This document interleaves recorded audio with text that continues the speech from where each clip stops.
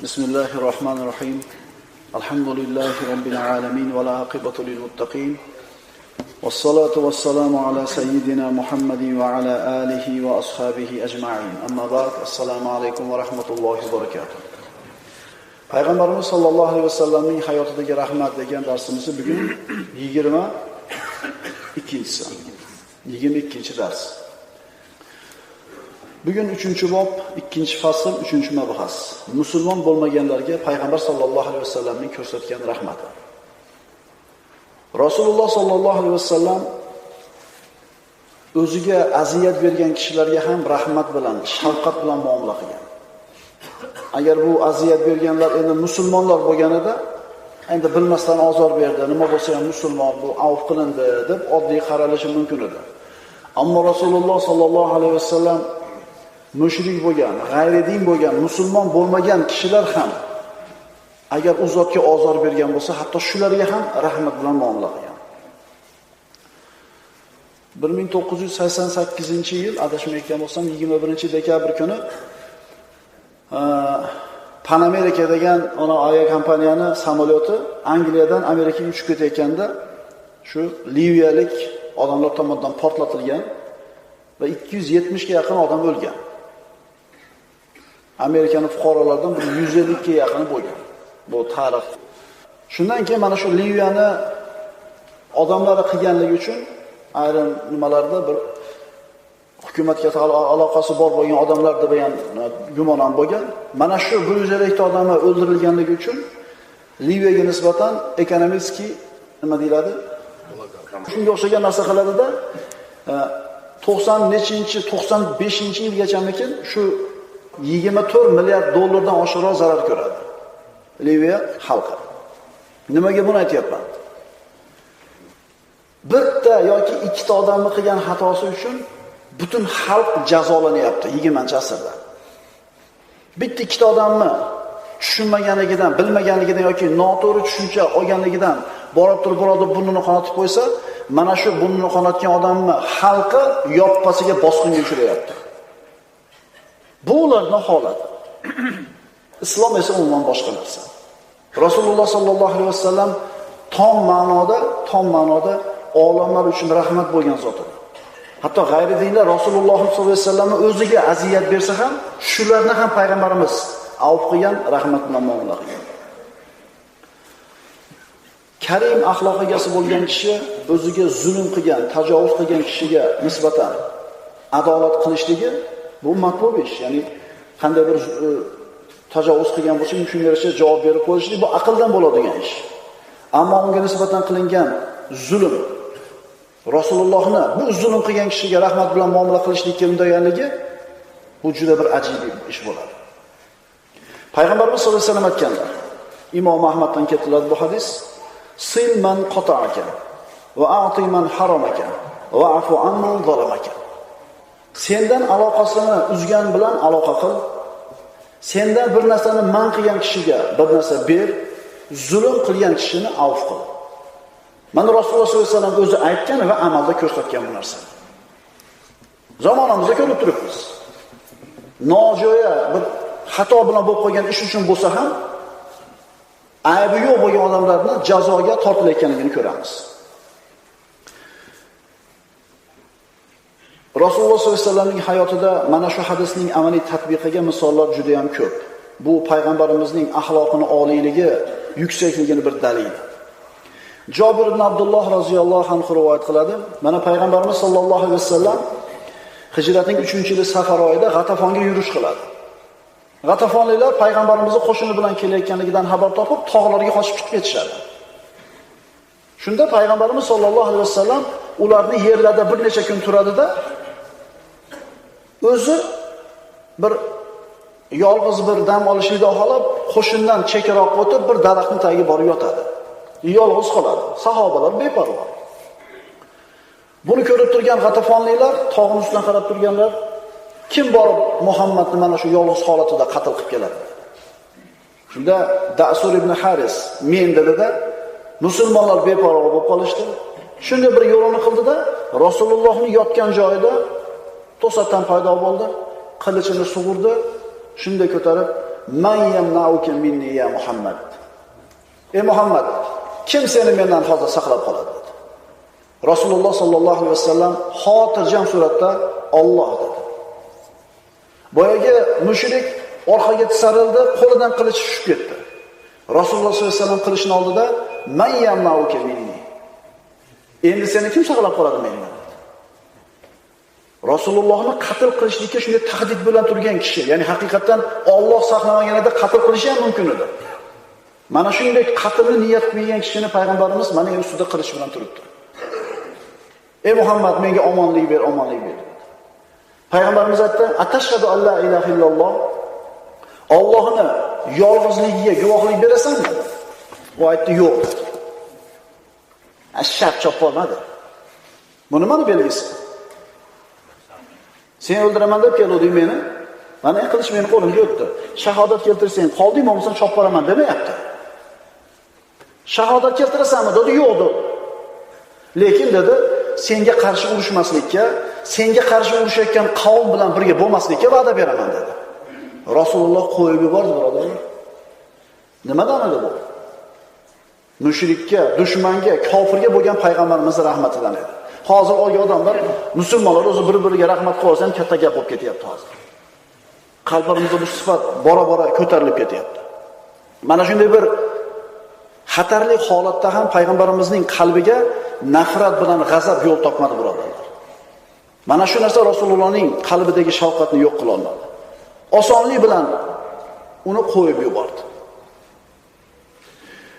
Oysha roziyallohu anha rivoyat qiladi. Yahudlardan bir jamoa, mana payg'ambarimiz g'ayri dinlarga ham qanchalik shafqat bilan muomala qilganligini bir qancha misollar. Yahudiylardan bir jamoa Imom Buxoriy va Muslim, Termiziy, Imom Ahmadlardan keltiriladi bu hadis. Kelishdida "Assalomu alayka ya Muhammad" dedi. Ya'ni assam degani o'lim yoki zahar degani. Bu so'z lomini qo'shmasdan aytsa, assalomu so'ziga o'xshaydi. Assalomu alayka demadida, assalomu alayka ya Muhammad deydi. Go'yoki assalom so'ziga assam so'zi yaqin, farqiga bormaydi degandek. Shunda payg'ambarimiz sollallohu alayhi vasallam oldida turgan Oysha onamiz "Va alaykumussalam va la'na" dedi, jahli chiqib. "Sizlarga o'lim bo'lsin, la'nat bo'lsin" dedi. Payg'ambarimiz sollallohu alayhi vasallam nima dedi?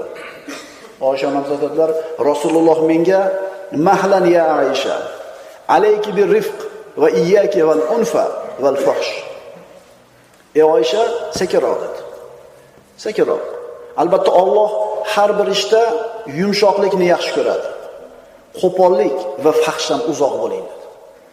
Oysha onamiz: "Ya Rasululloh, eshitmadingizmi bular nima deganini?" Rasululloh sollallohu alayhi vasallam ular "Assalomu alayka" deyishganida "Va alaykum" deb qo'ygan edi. Meni nima deganimni eshitmadingizmi dedi Oysha onamizga. "Men ham sizlarga ham shu narsa bo'lsin dedim" dedi. Mana endi Madinaning podshosi bo'lgan, Madinaning hokimi bo'lgan Rasulullohning oldiga yahudiylar kelib, ochiqdan ochiq o'lim tilayapti. Ya'ni payg'ambarimiz sollallohu alayhi vasallam ularning so'zini aniq bilgan holatda "Va alaykum" dedi.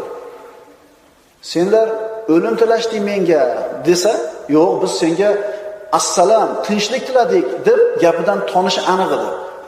Shuning uchun payg'ambarimiz ularga "Sizlarga ham shu narsa" dedi-da, indamay qo'yaverdi. Agar mana shu qilgan ish uchun ularni qatl qilinadigan bo'lsa, bu to'g'ri ish bo'ladi. Ammo Rasululloh sollallohu alayhi vasallam odob bilan, qizishmasdan "Sizlarga ham shu narsa" deb qo'ydi. Oysha onamizni esa qo'pollikdan qaytardi, dag'al bo'lishidan qaytardi, hamda fahshdan qaytardi. Bundan ham bir ajib bir mavqif Rasululloh sollallohu alayhi vasallamning hayotida Zayd ibn Sana ismli yahudiy bilan bo'lgan edi. Zayd ibn Sana. U aytadi, rohiblardan edi. Men Rasulullohning keyin islomda qabul qildi bu. Men Rasulullohni yuziga qarab turib payg'ambarlikni, nubuvatni, hamma alomatlarini ko'rdim. Faqat ikkita narsani sinashim qoldi. Ikkita alomati qoldi, shuni sinashim kerak. Uning halimligi jahlini yengish kerak edi. Unga qilingan qattiq johilona muomala faqat halimligini ziyoda qilish kerak edi. Mana shu ikkita alomatni sinashim kerak. Men doim Rasulullohga yaqin bo'lib, shu narsani sinashlikka urinadim. Zayd ibn Sana rivoyat qiladi. Rasululloh sollallohu alayhi vasallam kunlarning birida hujradan Ali ibn Abi Talib va bir qancha sahobalar bilan birga chiqdi. Shunda Rasulullohning oldiga sahroylardan bo'lgan bir kishi tuyasini minib keldida, kelib aytdiki, "Ya Rasululloh" dedi. "Banu Fulon qishlog'idagilar islomga kirishgan edi. Men aytgan edim ularga, agar islomga kirsanglar, rizqlaringlar keng bo'ladi" deb. Endi hozir ularga qurg'oqchilik yetdi, qiylanib qolishdi. Ularga yordam kerak. Islomga kirsak, rizqimiz keng bo'ladi deb ta'ma qilib islomga kirgan edik. Holi tang bo'lganda chiqib ketib qolishdan qo'rqaman dedi. Agar ularga yordam beradigan biror ishni qilsangiz, biror kishini yuborsangiz yaxshi bo'lardi dedi. Payg'ambarimiz sollallohu alayhi vasallam yonida turgan odamga qaradi. Bu Umar ibn Hattob roziyallohu anhu edi. Umar aytdi: "Ya Rasululloh, beriladigan biror narsa qolmagan dedi. Baytul molda hech narsa yo'q dedi." Zayd ibn Sana davom etadi. Men unga yaqinlashdimda aytdimki: "Ey Muhammad" dedi. "Menga Banu Fulonning bog'idan bo'lgan xurmolarni sotmaysanmi falon muddatga?" Payg'ambarimiz aytdilar: "La ya yahudiyyu, walakin abi'uka tamran ma'luman ila ajalin kaza va kaza, wa la usammi hayda bani fulan." Yo'q dedi payg'ambarimiz. "Yo'q ey yahudi, lekin faloncha xurmoni falon muddatga beraman, lekin falonchini bog'idan bo'ladi, falonchining bir mevalardan bo'ladi deb aytmayman" dedi. Yahudi rozi bo'ldi. Payg'ambarimiz sollallohu alayhi vasallamga Zayd ibn Sana hamyonini chiqarib 80 misqol oltin berdi. Ya'ni falon muddatda falon xurmoni olishlik uchun. Zayd ibn Sana aytadi, payg'ambarimiz boyaga oltinni oldida boyaga yordam so'rab kelgan kishiga qarab turib, "I'jil alayhim va aghifhum biha." Mana buni ol, shoshilib borib ularga yordam ber. Mana endi payg'ambar sollallohu alayhi vasallamning boyaga yahudidan qarzi bor, falon muddatda berilishligi kerak. Zayd aytadi, qarzni uzilishga hali 2 kun yoki 3 kun vaqt bor paytida men Nabiy sollallohu alayhi vasallamning oldiga bordim. Hali bu kofir bu Zayd, yahudi. Rasululloh bir ansorning janozasini o'qidi. U zotning yonida Abu Bakr, Umar, Usmon va bir qancha sahobalar bor edi. Rasululloh janozani o'qib bo'ldida, borib bir devorga suyanib o'tirdi. Shunda men u zotning oldiga borib, ko'yligini bir chekkasidan ushlab, tortib, xo'mrayib, yuzimni burishtirib, "Ey Muhammad, haqqimni to'lamaysan?" dedi. "Men sizlar Banu Abdul Muttolib urug'ini qarzni uzilmasdan cho'zib yuradigan qavmligilarni bilmasdim" dedi. "Sizlar qarzni cho'zib yuradigan odam ekanligingizni bilmas ekanman" dedi. "Bu haqorat edi bu." Zayd aytadi, Rasulullohning oldida o'tirgan Umarga qarasam, g'azabdan ko'zlari deydi aylanyapti dedi. Shunda menga qarab, "Ey Allohning dushmani, Rasulullohga shunday deysanmi? Rasulullohga shu muomala qilasanmi?" "Vallohi" dedi. "Agar Rasulullohni g'azablantirishidan qo'rqmaganimda bo'yningga qilich urardim" dedi. Payg'ambar alayhisalom esa xotirjam Umar ibn Hattobga qarab aytdi, "Inna kunna ahwaja ila g'ayri zalika minka ya Umar." "Ey Umar, albatta biz, ya'ni Zayd bilan men sendan bundan boshqa narsaga muhtoj edik. Meni qarzni chiroyli o'tashga chaqirishingga, uni esa haqqingni chiroyli talab qilgin deyishlikka." "Ey Umar, uni olib borib haqqini ber" dedi. "Qo'rqitganing uchun esa 20 so'm xurmoni qo'shib ber." Vaholanki bu nohaq edi hozir. 2 yoki 3 kun bor edi. Hali qarzni uzish muddati kelmagan edi. Yana boyaga qilingan beadabligini ko'ring. Rasululloh nima deyapti? Qo'rqitganing uchun olib borib yana 20 so'm xurmoni qo'shib ber. Zayd ibn Sana aytadi, Umar meni olib bordi, haqqimni berdi. Yana 20 so'm xurmoni qo'shib qo'ydi. Men aytdim, "Ey Umar, bu nima bu?" Umar aytdi, "Seni qo'rqitganim uchun qo'shib berishimga Rasululloh buyurdi" dedi. "Ey Umar, meni taniysanmi?" dedi. "Tanimayman, kimsan?" dedi. Men Zayd ibn Sa'naman dedi. Rohibmisan dedi, ya'ni ana shu yahudlarning olimlaridan dedi. Ha dedi.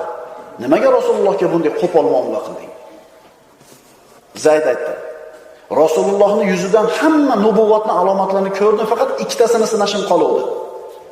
Halimligi jahlini yengish kerak edi va u kishiga qilingan qattiq johilona muomala faqat halimligini ziyoda qilish kerak edi. Ikkalasini ham sinadim. Ey Umar, men seni guvoh qilib Allohdan o'zga iloh yo'q ekaniga guvohlik beraman. Ashhadu an la ilaha illalloh va ashhadu anna Muhammad rasululloh. Musulmon bo'ldi. Yahudiyni ko'ring qilgan ishini. Rasulullohni g'azabini keltiradigan ishni aniq rejalashtirib qasddan qildi. Nima uchun? Payg'ambarimizni sinashlik uchun. Birinchidan, kelishilgan vaqt hali kelmay turib talab qildi. Ikkinchidan, ko'ylagidan tortdi. Uchinchidan, Rasulullohga xo'rayib qaradi. To'rtinchidan, ey Muhammad dedi. Ey Abul Qosim demadi. Mushriklar Abul Qosim deyshadi. Yo Rasululloh degani yo'q. Kuniyani qo'shib aytishlik hurmat bo'ladi. Arablarda masalan bolasini ati Abdulloh bo'lsa, otasiga qarab Abu Abdulloh, Abdullohning otasi, Ummu Abdulloh, Abdullohning onasi deb bu kuniyani qo'shib aytishlik hurmat bo'ladi. Endi quruq atini aytishlik mana shu hurmatsizlik bo'ladi. Mana shunday bir hurmatsizlik qildi. 5-dan haqorat qildi. Sizlarda Abdul Muttolib urug'ini qarzni uzmasdan cho'zib yuradigan qavm ekanliklarini bilmas ekanman dedi. Mana 5 ta jazoga loyiq bo'lgan 5 ta ish, 5 ta sabab. Bunday ish qilinsa har qanday odamning g'azabi keladi. Yana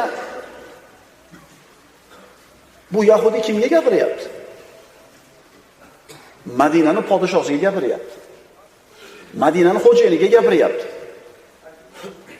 Agar shunday bir maqomda turgan kishiga shunday bir beadablik qilinsa, uni jazosi nima bo'lishi kerak? O'lim bo'lishi kerak. Yana Umar ibn Hattob roziyallohu anhu bu narsani taklif ham qilib turibdi. Rasululloh indamasa olib chiqib bo'yniga qilich uradigan. Lekin Rasululloh Umar ibn Hattobga roziyallohu anhuga ta'lim berdi. Bu haddidan oshishlik, bu beadablikni Rasululloh tabassum bilan oddiy qabul qildi. Yana Umar ibn Hattobga ta'limni ko'ring. Biz bu narsa kerak emas edi bizga. Menga aytishing kerak ediki, qarzni chiroyli o'ting. Unga aytishing kerak edi, qarzni chiroyli talab qil. Vaholanki Rasululloh sollallohu alayhi vasallam birodarlar, Umar ibn Hattobda bu nasihatiga muhtoj emas edi. Nima demadinglar? Boshqalarga ta'lim bo'lsinki, mana shunday bir beadab kelgan chog'ida mana shunday beadablik qilsa ham, musulmon odam halim bo'lishligi kerak. Umar ibn Hattob aytganlar keyinchalik.